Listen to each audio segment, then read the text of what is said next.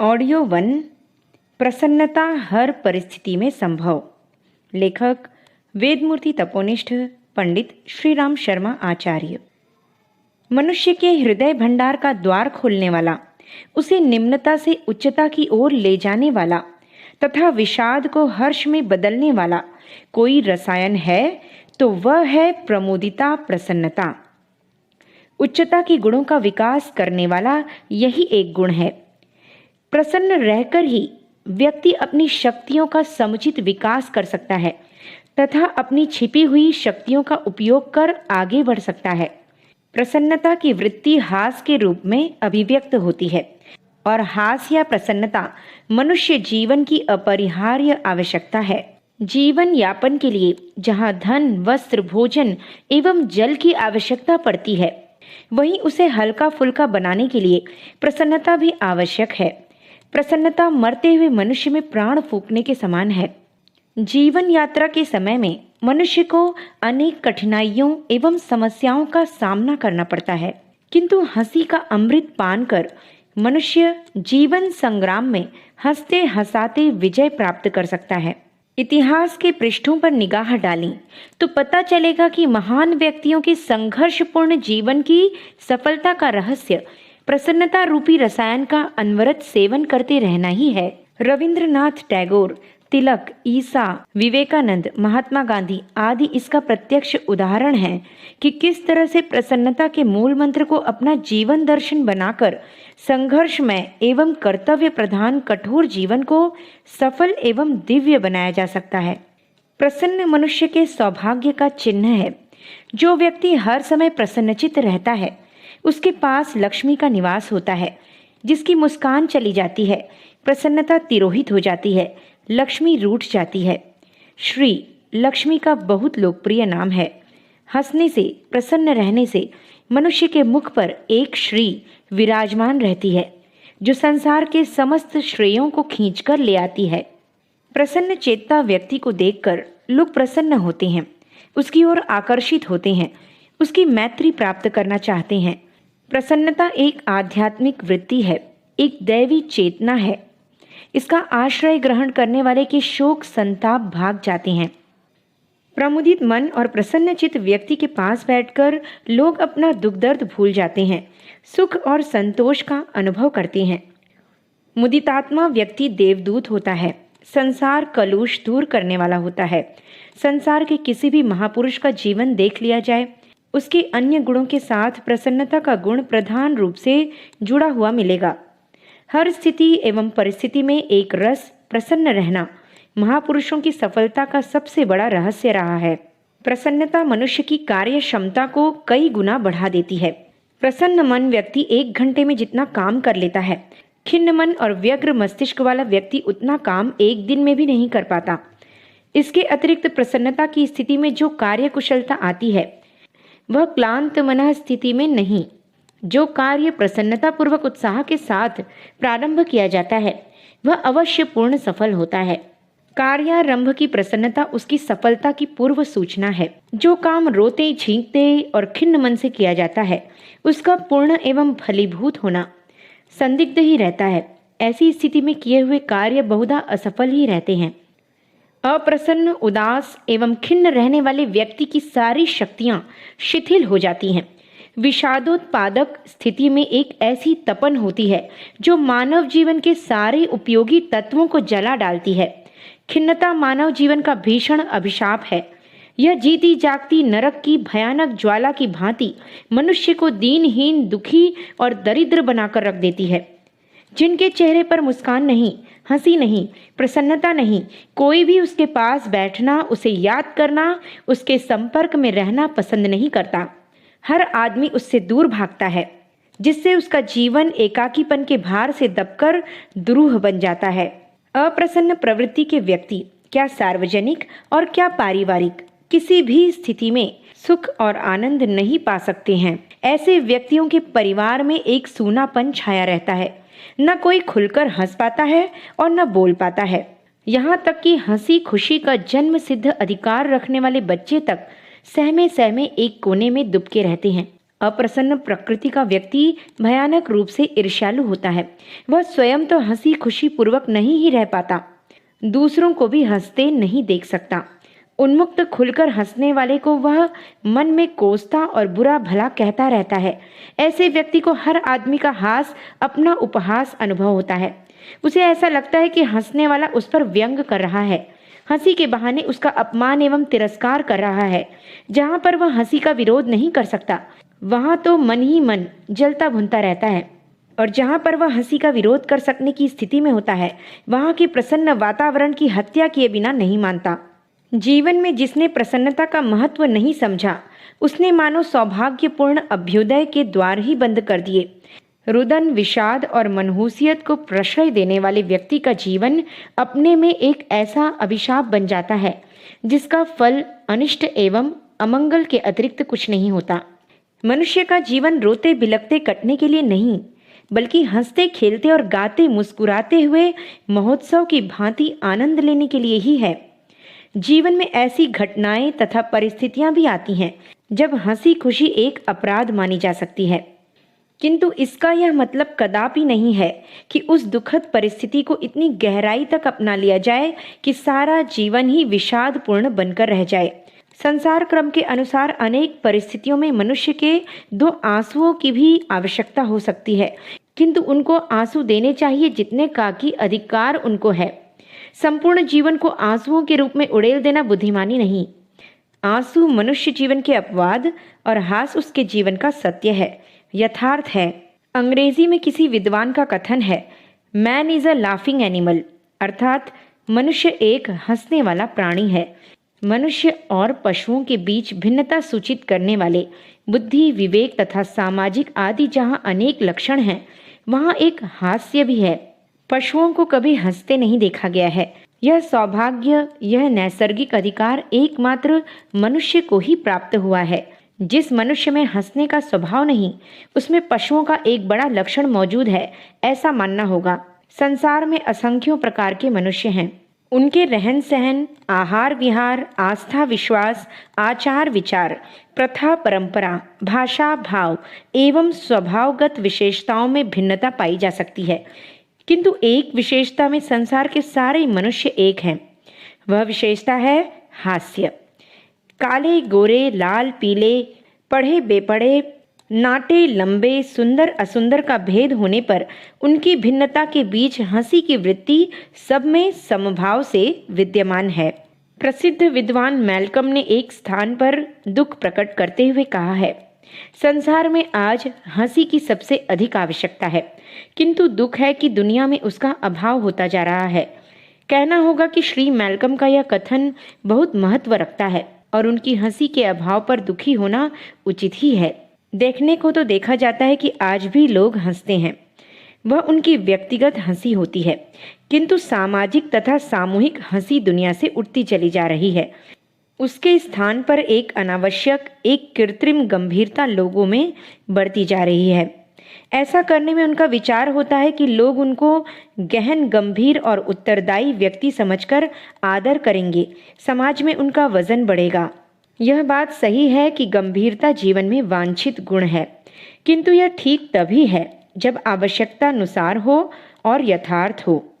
नकली गंभीरता से आदर होना दूर, लोग मातमी सूरत देखकर उल्टा उपहास ही करते हैं। गंभीरता के नाम पर हर समय मुंह लटकाए, गाल फुलाए, माथे में बल और आंखों में भारीपन भरे रहने वाले व्यक्तियों को समाज में बहुत कम पसंद किया जाता है। वे एक बंद पुस्तक की भांति लोगों के लिए संदेह तथा संदिग्धता के विषय बन जाते हैं। आज लोग अपनी गंभीरता तथा उदासी का कारण उत्तरदायित्व एवं चिंता बतलाते हैं। कहते हैं ढेर की ढेर चिंताएं सिर पर सवार हैं, जिम्मेदारियां पीछे डाल रही हैं, कैसे हंसें और कैसे खुश रहें। किंतु वे यह नहीं सोचते कि उदास और विषण्ण रहने से चिंताएं और प्रबल तथा उत्तरदायित्व और बोझिल हो जाता है, जबकि हंसने और प्रसन्न रहने से उसका बोझ हल्का मालूम होता है, उन्हें वहन कर सकने की शक्ति में वृद्धि होती है। एक बार एक विदेशी ने महात्मा गांधी की विनोद प्रियता के विषय में प्रश्न किया, तो बापू ने बताया कि यदि मुझ में विनोद प्रियता की वृत्ति न होती तो मैं चिंताओं के भार से दबकर कभी का मर गया होता। यह मेरी विनोद प्रियता ही है जो मुझे चिंताओं से घुलने में बचाए रखती है। इस प्रकार पता चलता है कि जिंदगी का उत्तरदायित्व वहन करने में हास्य विनोद बहुत सहायक होता है। जो लोग विनोद वृत्ति का बहिष्कार कर देते हैं, उनकी अधिकांश जिंदगी नीरस होकर निर्जीव हो जाती है। वे श्वासों से बंदी बने हुए ज्यों त्यों दिन पूरे किया करते हैं। जिसको हास्य विनोद में रुचि नहीं, हर समय रोनी सूरत बनाए रहता है, उसका साथ देना लोग कम पसंद करते हैं। एक विचारक ने बताया है कि अगर तुम हंसोगे तो सारी दुनिया तुम्हारे साथ हंसेगी, और अगर तुम रोओगे तो कोई तुम्हारा साथ न देगा और इस प्रकार अकेले पड़ जाओगे। जीवन को सामाजिक बनाने के लिए हास्य विनोद की बड़ी आवश्यकता है। हास्य जीवन की कटीली राह में सुंदर सुमनों की तरह है, जो कांटों एवं कटुता का शमन कर देता है। द्वेष का दावानल शमन करने के लिए हास्य एक अमोघ उपाय है। दो पुराने दुश्मन भी जब एक साथ किसी प्रसंग पर हंस पड़ते हैं तो उनके हृदय से द्वेष का विष बहुत कुछ कम हो जाता है। असफलताओं को हंसकर अंगीकार करने से उनका दुख शोक कम हो जाता है। मनुष्य आगे के लिए हतोत्साहित नहीं होता। विद्वानों का मत है कि लोग जी खोलकर हंसा करें, अपने सामाजिक एवं दैनिक व्यवहार में इसको अधिक स्थान दें, तो समाज में फैली कटुता तथा असहयोग की भावना बहुत कुछ कम हो जाए। कड़ी से कड़ी बात को हंसकर टाल देने से बड़े अनर्थों से बचाव हो जाता है। इसके विपरीत जब एक छोटी सी अप्रिय बात को गंभीरता पूर्वक लिया जाता है और उस पर आक्रोश के भाव से सोचा जाता है, तब वह बात इतनी गंभीर अनुभव होती है जितनी कि वह होती नहीं है। हास्य जहाँ कटु प्रसंग को भी मधुर बना देता है, वहाँ अनावश्यक गंभीरता अथवा विषाद मीठी बात को भी कड़वी बना देते हैं। सुख दुख द्वेष प्रेम आदि सारी बातों को मुस्कान एवं प्रसन्नता के वातावरण में रखकर करना चाहिए। हास्य से प्राप्त होने वाली जीवन शक्ति का लाभ उठाने के लिए बड़े बड़े चिकित्सालयों में रोगियों को हंसाने तथा प्रसन्न करने के लिए हास्य विनोद की व्यवस्था रखी जाती है। मनोरंजन के माध्यम से अपराधियों के आचरण सुधार के प्रसंगों के परिणामों को आशाजनक बतलाया जा रहा है। मनोरंजन तथा विनोद प्रियता के साथ पढ़ाने वाले अध्यापक गंभीर तथा गुरुता से बोझिल अध्यापकों की अपेक्षा अधिक सफल पाए जाते हैं। इसलिए बच्चों को पढ़ाने की आधुनिक पद्धति मनोरंजन एवं विनोदपूर्ण व्यवस्था के आधार पर विकसित की जाती है, जो एक बात गंभीरता अथवा गुरुता के साथ किसी के मस्तिष्क में 1000 बार कहकर नहीं बिठाई जा सकती, वह मुस्कुराते हुए मधुर ढंग से एक बार में बिठाई जा सकती है। हास्य, मुस्कान और विनोद में कितना सुख है, कितना आनंद है, इसका अनुमान इसी से लगाया जा सकता है कि बड़े बड़े लोग, यहाँ तक कि राजा महाराजा, स्वांग और नाटकों के रूप में अपने प्रति व्यंग विनोद देख सुनकर प्रसन्न ही नहीं होते हैं, बल्कि सफल अभिनेता को पुरस्कार तक दिया करते हैं। आज समाचार पत्रों में छपने वाले व्यंग चित्र संसार के किस बड़े से बड़े आदमी का मजाक नहीं बनाते, छींटा कशी नहीं करते, किंतु उसको देखकर सब हंस ही पड़ते हैं, रोष कोई भी नहीं करता। आध्यात्मिक क्षेत्र में तो हास्य एवं प्रसन्नता का महत्व अपरिमित है। योग को मन में स्थिर करने के उपायों में प्रसन्नता का प्रमुख स्थान है। हर समय प्रसन्न रहने से मन के मल तथा विक्षेप आदि विकार स्वयं दूर हो जाते हैं। आध्यात्मिक लाभ एक चिरस्थायी प्रसन्नता के रूप में ही प्राप्त होता है। जो लोग आध्यात्मिक क्षेत्र में गंभीरता, चिंतन, विचार एवं विवेचन को ही प्रधानता देते हैं, वे भूल जाते हैं आध्यात्मिक क्षेत्र में हास्य एवं प्रसन्नता की ही प्राथमिकता है। एक बार एक तरुण एक महात्मा के पास बड़ी गंभीर मुद्रा के साथ पहुंचा और उनसे आध्यात्मिक बना देने की प्रार्थना करने लगा। उसका विचार था कि इस क्षेत्र में अधिक से अधिक गंभीरता अपेक्षित है। बुद्धिमान संत ने उसे देखा और कहा, वत्स, बाजार से कोई विनोद प्रधान अच्छी सी पुस्तक खरीद लाओ, उसे पढ़ा करो। तुम्हारे आध्यात्म का यही मार्ग उचित है। इस प्रकार देखा जा सकता है कि जीवन के हर क्षेत्र में हास्य का कितना महत्व है। निस्संदेह संसार के सभी व्यक्ति समान रूप से विनोदप्रिय बन जाएं और जीवन में मुक्त एवं निश्चल हास्य की प्रतिस्थापना कर सकें, तो दुनिया से राग द्वेष, दुख दारिद्र्य तथा ईर्ष्या द्वेष को भागते देर न लगे। हर समय कुड़ते कुड़ाते और बड़बड़ाते रहने की आदत बहुत ही बुरी, हानिकारक और विपत्तियों को जन्म देने वाली है। इससे अपने भी पराये हो जाते हैं। निंदा और कटाक्ष करते रहने वाला दूसरों की आंखों में अपना सम्मान खो बैठता है। प्रशंसा की आदत जिन्होंने अपना ली है, उनके आसपास बच्चे बूढ़े सभी घिरे रहते हैं। गुलाब के फूल पर मधुमक्खियां और भौरे घिरे रहते हैं।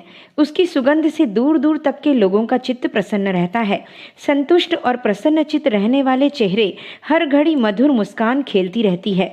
वस्तुतः वह गुलाब के फूल के समान है, जो अपना जीवन धन्य बनाता है और दूसरों पर आनंद का उपहार बरसाता हुआ उनका स्नेह आशीर्वाद संपादन करता है। प्रसन्न रह सकना इस संसार का बहुत बड़ा सुख है। हर कोई प्रसन्नता चाहता है, आनंद की खोज में है और विनोद तथा उल्लासमयी परिस्थितियों को ढूंढता है। यह आकांक्षा निश्चय ही पूर्ण हो सकती है यदि हम बुराइयों की उपेक्षा करना और अच्छाइयों से लिपटे रहना पसंद करें। इस संसार में सभी कुछ है, अच्छाई भी कम नहीं है। बुरे आदमियों में भी अच्छाई ढूंढें। आपत्तियों से जो शिक्षा मिलती है उसे कठोर अध्यापक द्वारा कान ऐंठ कर दी हुई सिखावान की तरह सीखें। जहाँ जो कुछ श्रेष्ठ हो रहा है उसे सुने और समझें। अच्छा देखो और प्रसन्न रहो का मंत्र हमें भली प्रकार जपना और हृदयंगम करना चाहिए। स्वभाव में प्रसन्नता को सम्मिलित कर लेने से जीवन की बहुत बड़ी सार्थकता और सफलता सन्निहित है। मुंह लटकाए रहने की, रूठने की, भवें तने रहने की आदत छोड़ देनी चाहिए। हंसते और मुस्कुराते रहने वाले का आधा डर तो अपने आप ही चला जाता है और आधे डर को वह अपने पुरुषार्थ तथा स्वजनों के सहयोग से दूर कर लेता है। प्रसन्नता मित्र बढ़ाने का सर्वश्रेष्ठ उपाय है। जो हंसता है उसकी हंसी में सम्मिलित रहने के लिए दसियों और लालायित रहते हैं, पर जो सांप की तरह मुंह फैलाए बैठा रहता है और व्यंग्यवाणों की कटु वचनों की फुफकार ही छोड़ता रहता है, उसके समीप जाने की हिम्मत कौन करेगा। अप्रसन्नता का एकमात्र कारण दोष दर्शन दृष्टिकोण ही है। यदि अपना मन कलुषित न हो, दृष्टिकोण उदार रहे, तो फिर प्रसन्नता का वातावरण ही सर्वत्र दिखाई देगा। आदत में प्रसन्नता और मुस्कान को शामिल कर लेने से भीतरी और बाहरी दोनों ही प्रसन्नताएं गंगा यमुना की तरह इकट्ठी होकर तीर्थराज प्रयाग की आनंदमय जीवन की संरचना करती है। इस संगम पर स्नान करने वाला हर व्यक्ति शांति की प्रफुल्लता अनुभव करता है। हम अपनी प्रवृत्तियों को इसी दिशा में क्यों न मोड़ें। कीचड़ में भी कमल खिल सकता है, तो हमें विपन्न परिस्थितियों में रहते हुए भी प्रफुल्लित रहने में क्या कठिनाई होनी चाहिए। हास या प्रफुल्लता जीवन का सौरभ है। जो व्यक्ति आनंद की खदान को जान लेता है, उसे श्रेष्ठ वातावरण की प्रतीक्षा नहीं करनी पड़ती। वर्तमान समय में जो परिस्थिति उसके सम्मुख होती है, उसी में वह सुख अनुभव कर लेता है। संतुलित मनुष्य यह नहीं सोचता कि जब वह धनी होगा तभी उसे सुख मिल सकता है। केवल धन ही मनुष्य को सुखी नहीं रख सकता। प्रसन्नता तो मनुष्य की आंतरिक स्थिति की साक्षी है। उसके फूटते ही व्यक्ति को सब जगह तथा सभी परिस्थितियों में प्रसन्नता ही प्रसन्नता परिलक्षित होने लगती है। कहा जा चुका है कि स्वर्ग कहीं और नहीं है, वह मनुष्य के अंदर ही छुपा हुआ है। अंदर के आनंद से ही मनुष्य अनंत आनंद की प्राप्ति कर सकता है। जीवन में जिसने प्रसन्नता का महत्व नहीं समझा, सचमुच ही वह दुर्भाग्यशाली है। रुदन, विषाद और मनहूसियत से युक्त मनस्थिति एक ऐसा अभिशाप है जिसका फल अनिष्ट अमंगल के अतिरिक्त कुछ नहीं होता। मनुष्य के हृदय भंडार का द्वार खोलने वाला यदि कोई रसायन है तो वह है प्रसन्नता।